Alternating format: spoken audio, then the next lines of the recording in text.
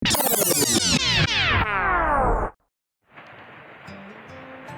day, ma'am. I am Pahet Jasa from BSO Ad 4G, your student in International Studies.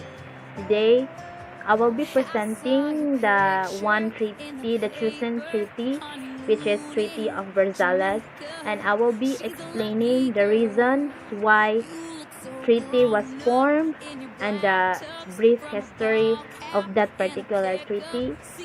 How was the treaty formed, and what is the significant impact of the countries that were involved in that treaty?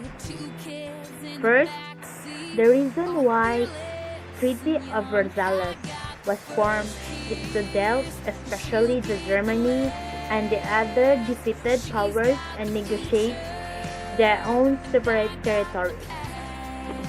The brief The brief history of Versailles is that it was signed on June 28, 1919 in the Hall of Mirror of the Palace of Versailles by the Allied of the Association's powers and by the Germany served as the main document produced by the Paris Peace Conference.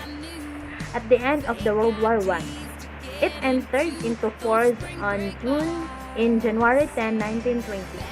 It exchanged for international oversight. The treaty transferred some Germany lands to neighboring nations. Germany also lost her colonies abroad and had a significant limitations placed on its military power. The League of Nations was also established by the treaty. How was that treaty formed? The Treaty of Versailles was formed during the Paris Conference. The conference was dominated by the nation leaders known as the Big Four, namely David Lloyd George, the Prime Minister of the United Kingdom; George Clemenceau, the Prime Minister of France; Woodrow Wilson, the President of the United States; and Vittorio Orlando, the Prime Minister of Italy. During the conference, France wanted to permanently eliminate the German threat and cripple the country. The Britain wanted to maintain its status. The USA dreamed to be a peaceful world. Lastly, Italy wanted to take over the territory. In addition to the British and French delegations of United States also have representations of peace conference, led by President Wilson, the United States delegations of Versailles. It soon became apparent that Wilson had a different view of treaty than the British and French. The two had fought a long, bitter war against Germany.